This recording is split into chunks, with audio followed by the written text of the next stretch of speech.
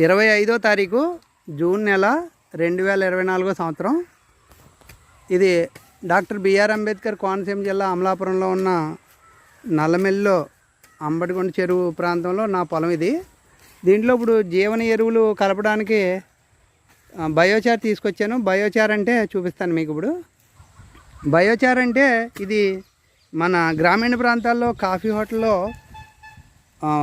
వరి ఓకని బూడిది కింద అదే హోటల్ పర్పస్ వాడతారు. ఆ హోటల్ పర్పస్ వాడిన బూడిది ఇది. నల్ల అంటారు. బాగా తెల్లగా బూడిద అయిపోకూడదు, ఇలా నల్లగా ఉండాలన్నమాట. ఇది బయోచార్. ఇది చక్కటి బయోచార్ ఇది. దీనిలో ఇప్పుడు మనం జీవన ఎరువులు కలుపుతాను, చూపిస్తాను.